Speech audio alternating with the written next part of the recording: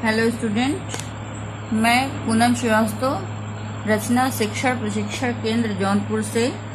आज मैं DEd SCID 4th semester को पेपर नंबर 12 टीचिंग मेथडोलॉजी पढ़ाने जा रही हूँ। उसका यूनिट 5 है teaching of regional language. Regional language में 5.1 का टॉपिक है हमारा रोल ऑफ हिंदी या regional language in day to day life. दैनिक जीवन में हिंदी या क्षेत्रीय भाषा की भूमिका। भाषा का शिक्षण अन्य विषयों के शिक्षण की अपेक्षा अधिक महत्वपूर्ण है,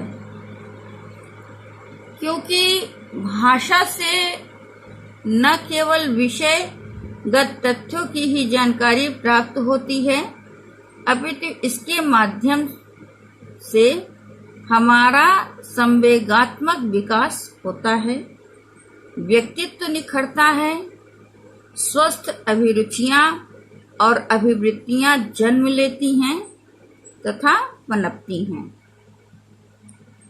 हमारे बौद्धिक एवं सांस्कृतिक उत्कर्ष का आधार भी भाषा ही है। भारत जैसे बहुभाषी देश में भाषा का अपना महत्व है।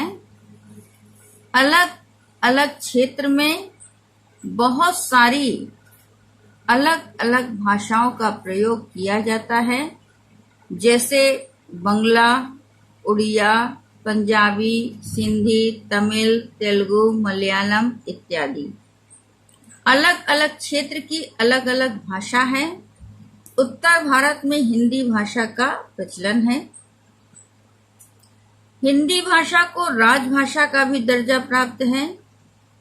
उत्तर भारत के लगभग अधिकतर क्षेत्रों में हिंदी भाषा घर घर बोली जाती है। भाषा की परिभाषा। भाषा वह व्यापार है जिससे हम वर्णनात्मक या व्यक्त शब्दों द्वारा अपने विचारों को प्रकट करते हैं। सामान्य अर्थ में भाषा मनुष्य की उस चेष्टा या व्यापार को कहते हैं जिससे वे अपने उच्चारणों को उपयोग तथा उच्चारण किए गए व्यक्त शब्दों द्वारा अपने विचारों को प्रकट करते हैं। तीसरी परिभाषा परिभाषित कर रहे हैं कि धनात्मक शब्दों द्वारा विचारों की अभिव्यक्ति ही भाषा है। धनात्मक शब्दों द्वारा विचारों की अभिव्यक्ति ही भाषा है। भाषा के माध्यम से ही मनुष्य अपने विचारों को सृजनात्मकता का जामा पहनाकर साहित्य की रचना करता है। पतंजलि जी के अनुसार भाषा को परिभाषित करते हुए उन्होंने कहा है कि भाषा वह व्यापार है जिसमें हम वर्णनात्मक या व्यक्त शब्द द्वारा अपने विचारों को प्रकट करते हैं। भाषा वह व्यापार है जिसमें हम वर्णनात्मक व व्यक्त शब्द द्वारा अपने विचारों को प्रकट करते हैं। भाषा को व्यक्त करने के लिए निम्नलिखित तर्क प्रस्तुत किए गए हैं। पहला, भाषा विचारों की अभिव्यक्ति का सशक्त माध्यम है। दूसरा, भाषा अनुकरण जन्य व्यवस्था है। तीसरा, भाषा अर्जित संपत्ति है। चौथा, भाषा सतत परिवर्तनशील है। पांचवा, भाषा समाज की सापेक्ष प्रक्रिया है। छठा, भाषा परंपरागत है। सातवां, भाषा एक व्यवस्था है। आठवां, भाषा से मानसिक तथा शारीरिक विकास होता है। ये सारे पॉइंट भाषा को व्यक्त करने के लिए ये सारे तर्क दिए गए हैं। भाषा वह साधन है जिसके द्वारा एक प्राणी दूसरे प्राणी पर अपने विचार, भाव या इच्छा प्रकट करता है और दूसरे के विचार, भाव आदि को ग्रहण करता है। भाषा में एक व्यवस्था होती है, एक संगठन होता है तथा कुछ नियम होते हैं। अंग्रेजी और हिंदी भाषा की वाक्य व्यवस्था पर ध्यान देते हुए, जैसे राम आम खाता है, राम ईट्स मैंगो। हिंदी भाषा के वाक्य में शब्दों का क्रम कर्ता, कर्म और क्रिया है, जबकि अंग्रेजी भाषा में शब्दों का क्रम बदल गया। कर्ता के बाद पहले क्रिया और बाद में कर्म का प्रयोग हुआ। उपर्युक्त वाक्य से यह स्पष्ट होता है कि भाषा, उपर्युक्त वाक्य कौन सा है? राम आम खाता है। उपर्युक्त वाक्य से यह स्पष्ट होता है कि भाषा में वाक्य शब्दों से बनते हैं, जैसे पानी लाओ। इस वाक्य में पानी वह ध्वनि समूह है जिसके उच्चारण करने पर पानी नामक द्रव्य का चित्र हिंदी बोलने वाले की आंखों के सम्मुख उपस्थित हो जाता है और सुनने वाला पानी शब्द को सुनकर और समझकर पानी नामक द्रव्य लाकर दे देता है। भाषा की विशेषताएं। भाषा का विकास धीरे धीरे होता है तथा यह एक परंपरा में विकसित होती है। भाषा का निर्माण कोई एक व्यक्ति नहीं करता है, यह स्वतः समाज में अपना रूप ग्रहण करती है। भाषा साहित्य के माध्यम से संस्कृति की संवाहिका का कार्य करती है। भारत की निम्नलिखित विशेषताएं हैं। भाषा की निम्नलिखित विशेषताएं हैं। भाषा होगा यहाँ पर, भाषा की निम्नलिखित विशेषताएं हैं।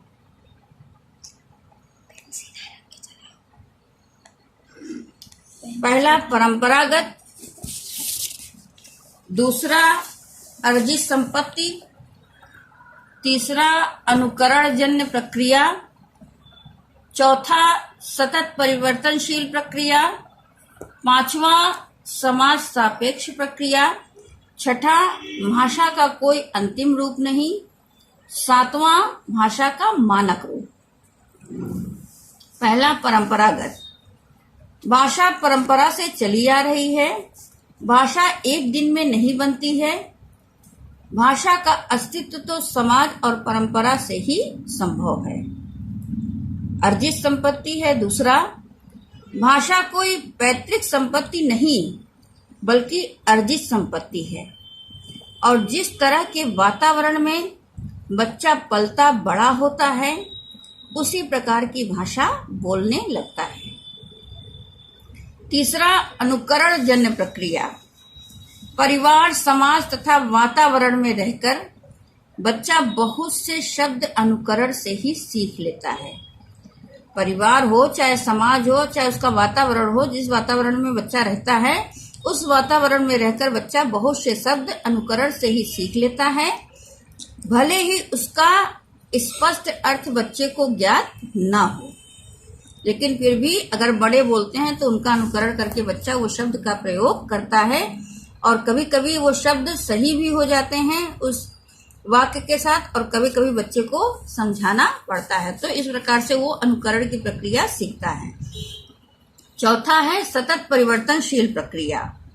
बच्चा भाषा को अनुकरण द्वारा सीखता है और यह प्रक्रिया ही परिवर्तनशीलता का प्रमुख कारण है, क्योंकि कोई भी बच्चा 100%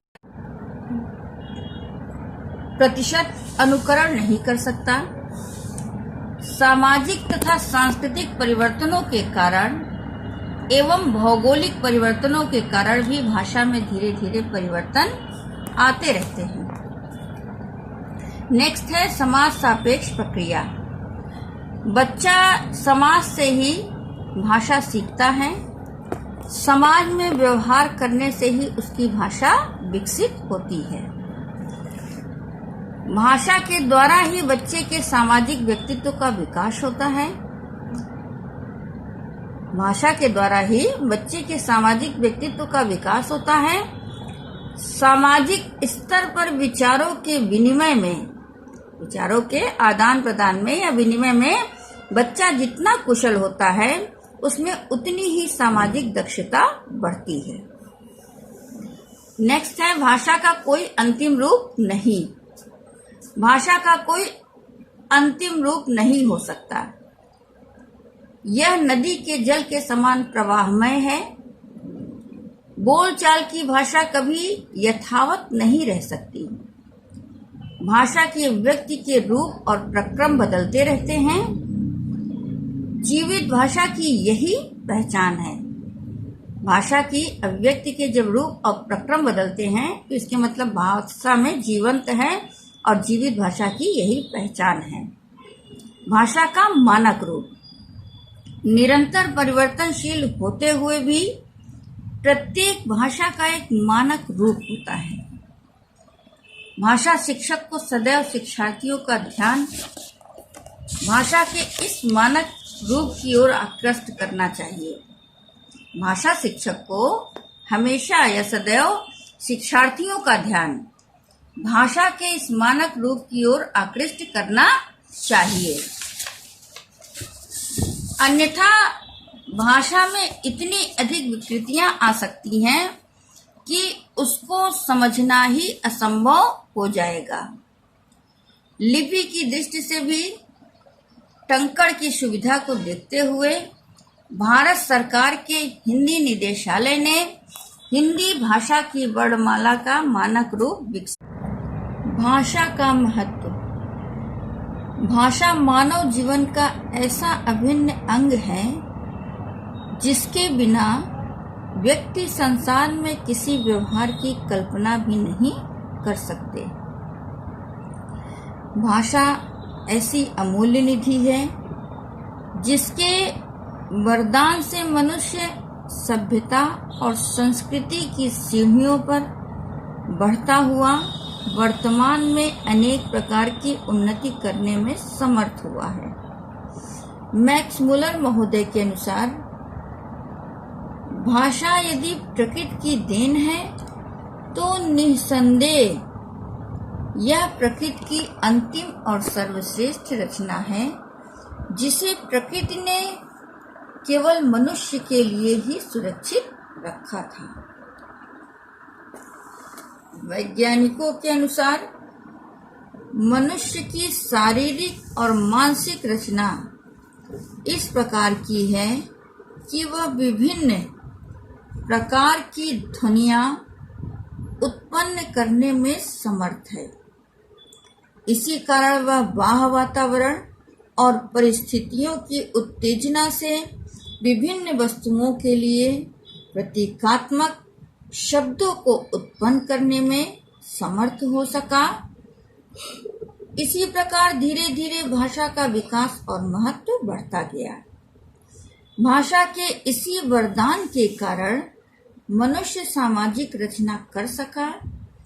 इसी कारण मनुष्य सामाजिक सहयोग में समर्थ हुआ और सभ्यता एवं संस्कृति का विकास हुआ। ज्ञानार्जन का आधार होने के कारण भाषा शिक्षा के समस्त क्रियाकलापों का आधार है। भाषा के बिना मनुष्य शिक्षा के किसी भी क्रियाकलाप की कल्पना भी नहीं कर सकता। भाषा शिक्षण का सबसे बड़ा महत्व इसी बात से है कि शिक्षण में भाषा का प्रमुख स्थान है। भाषा के महत्व को समझाने के लिए या समझने के लिए विभिन्न संकल्पनाओं का ज्ञान निम्नलिखित है। संप्रेषण, पहला है संप्रेषण का साधन, दूसरा है सामाजिक प्रक्रिया का आधार, तीसरा है चिंतन का महत्व, चौथा संस्कृति का आधार और पांचवा साहित्य का आधार। भाषा न केवल संप्रेषण का माध्यम है, बल्कि भाषा के द्वारा ही मनुष्य विचार करने की क्षमता भी प्राप्त करता है। भाषा हमारे सामाजिक और सांस्कृतिक क्रियाकलापों का आधार है। भाषा के द्वारा ही मनुष्य का बौद्धिक, भावात्मक और सामाजिक विकास संभव है। वस्तुतः भाषा ही मनुष्य को अन्य प्राणियों से अलग कर मनुष्य को मनुष्य बनाती है। दैनिक जीवन में भाषा की भूमिका। बच्चा अपने परिवार के परिवेश से भाषा सीखता है। बच्चा अपने परिवार के परिवेश या वातावरण से भाषा सीखता है और अपने विचारों को प्रकट करने की इच्छा ही उसे समाज के साथ संपर्क स्थापित करने के लिए प्रेरित करती है। भाषा के बिना व्यक्ति समाज में विविध क्रियाकलाप नहीं कर सकते। दैनिक जीवन के क्रियाकलापों में बिना भाषा के व्यक्ति अपनी भावना, विचार तथा बातों को प्रस्तुत नहीं कर सकता। समाज में रहते हुए मनुष्य का प्रतिदिन विभिन्न प्रकार के लोगों से आमना सामना होता रहता है तथा अपने विचारों और भावों को भाषा के माध्यम से ही एक दूसरे से व्यक्त करते हैं। क्योंकि अगर भाषा का विकास नहीं होगा तो समकक्ष आने वाले व्यक्ति से बच्चा पूरी तरह परिचित नहीं हो पाएगा तथा उस व्यक्ति के विषय में बोध भी नहीं हो पाएगा। दैनिक जीवन के क्रियाकलाप में भाषा का वही महत्व है जो दैनिक क्रियाओं का है। जैसे पहला, विचारों के आदान प्रदान में भाषा का महत्वपूर्ण स्थान है। दूसरा, भाषा के बिना मनुष्य का विकास असंभव है। तीसरा, अभिलेखों का निर्माण भाषा के बिना संभव नहीं है। चौथा, संस्कृतियों के विकास व प्रचार प्रसार में भाषा महत्वपूर्ण होती है। पांचवा, भाषा के बिना शिक्षा संभव नहीं है। छठा, भाषा का प्रयोग सतत चलता है। सातवां, भाषा एक व्यवस्था है जो परंपरागत होती है। आठवां, मानव विकास में भाषा अग्रणी है। नवां, भाषा से मानसिक विकास भी संभव है। 10वां, भाषा से विभिन्न प्रकार की बोलियों का विकास होता है। 11वां, भाषा मानव सभ्यता को आगे बढ़ाने में अग्रिम व्यवस्था है। इस प्रकार यह कहा जा सकता है कि भाषा एक ऐसा माध्यम है जो प्रतिदिन के क्रियाकलाप से संबद्ध होती है और जिसके द्वारा व्यक्ति के व्यक्तित्व का दिन प्रतिदिन विकास होता है। दैनिक जीवन में हिंदी या क्षेत्रीय भाषा का महत्व। जीवन में भाषा का महत्व तो सर्वविदित है, पर मातृभाषा चाहे हिंदी हो या क्षेत्रीय भाषा हो का महत्व अपने आप में अमूल्य है। जिस क्षेत्र में जो भाषा या बोली बोली जाती है वही उस क्षेत्र के लोगों की मातृभाषा होती है। मदर टंग का अर्थ है उस राज्य या क्षेत्र विशेष में बोली जाने वाली भाषा। क्षेत्रीय भाषा का अर्थ है क्षेत्र विशेष में समाज स्वीकृत परिनिष्ठित भाषा जिसके माध्यम से सामाजिक कार्य संपन्न होते हैं। क्षेत्रीय भाषा का अर्थ है क्षेत्र विशेष में समाज स्वीकृत परिनिष्ठित भाषा जिसके माध्यम से सामाजिक कार्य संपन्न होते हैं। दूसरे अर्थ में उसे मातृभाषा भी कह सकते हैं। क्षेत्र विशेष में बोली जाने वाली भाषा चाहे हिंदी हो, पंजाबी हो, बंगाली हो, मलयालम हो, मराठी हो, तमिल हो, तेलुगु हो, जो भी हो, जिसके द्वारा व्यक्ति अपने विचार विनिमय को पूरा करता है वही भाषा उसकी मातृभाषा कहलाती है। अगर मनुष्य किसी क्षेत्र में स्थानांतरित होता है तो व्यवहारिक रूप से उस क्षेत्र की बोली या भाषा के साथ उसे सामंजस्य स्थापित करना पड़ता है, क्योंकि तभी वह उस क्षेत्र में या राज्य के समाज के साथ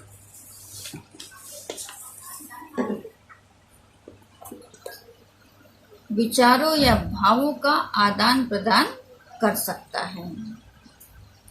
जैसे कोई व्यक्ति यदि दूसरे राज्य जैसे महाराष्ट्र, बंगाल या पंजाब में गया और उसकी मातृभाषा हिंदी है, फिर भी उसे वहाँ के समाज में स्थापित होने के लिए तथा दैनिक जीवन के क्रियाकलापों जैसे ऑफिस में लोगों से मिलना, विद्यालय में बच्चों का दूसरे बच्चों से मिलना तथा बाजार और अपने आसपास या समुदाय के लोगों के साथ संबंध स्थापित करने तथा विचार विनिमय के लिए क्षेत्रीय भाषा या स्थानीय भाषा को सीखना पड़ता है। वर्तमान युग में घर और परिवार भी पहले की अपेक्षा ज्यादा बिखर रहे हैं, जिसके कारण बच्चा अपनी मातृभाषा, अपनी क्षेत्रीय भाषा से दूर होता जा रहा है। हर भाषा एक मानव सभ्यता और उसके इतिहास का प्रतीक होती है, इसलिए क्षेत्रीय भाषा मनुष्य को उसकी जड़ों से, उसे अपनी धरा से जोड़े रखती है। क्षेत्रीय भाषाएं अन्य मायनों में भी महत्वपूर्ण हैं। पूर्वजों द्वारा अर्जित ज्ञान क्षेत्रीय भाषा में ही प्रदान किया गया है। जीवन के कई गुण तो मनुष्य लोकोक्तियों और लोकगीतों के माध्यम से सीखता है। ऐसे में अपनी मातृभाषा या क्षेत्रीय भाषाओं की अनदेखी करना ज्ञान से पीठ फेरना है।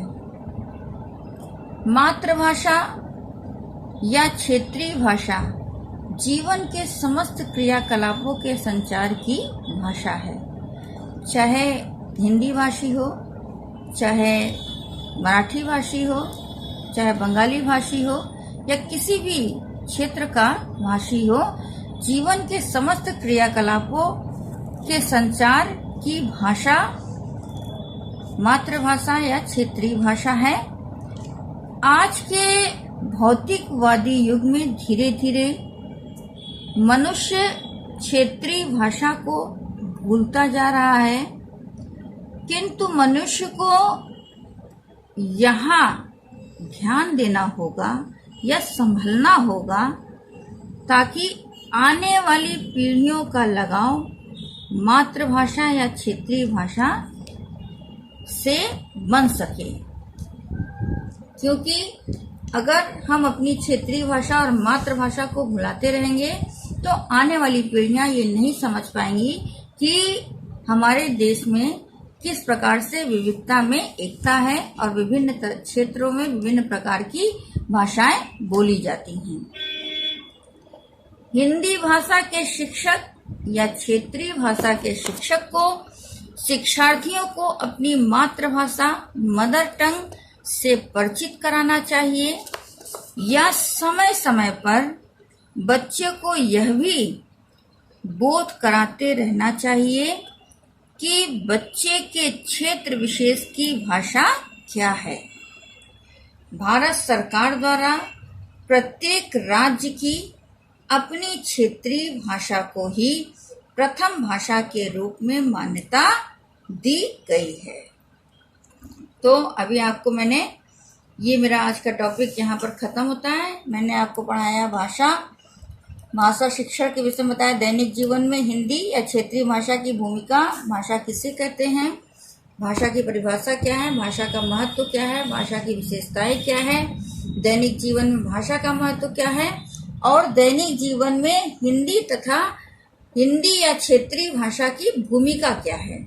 ये सब के विषय में अभी चर्चा की है मैंने। मैं आपको कुछ प्रश्न देना चाहती हूँ और उन प्रश्नों को आप अपनी कॉपी में एक असाइनमेंट के रूप में लिख लीजिए और लिख करके अपने जो भी व्हाट्सएप ग्रुप हो उसमें सेंड करिए, तो मैं उसको चेक करूंगी। आपका प्रश्न है, पहला प्रश्न है, भाषा विचारों की अभिव्यक्ति का माध्यम है। भाषा विचारों की अभिव्यक्ति का माध्यम है, इस कथन की विवेचना कीजिए। दूसरा प्रश्न है, दैनिक जीवन में भाषा की विशेषता एवं उपयोगिता पर प्रकाश डालिए।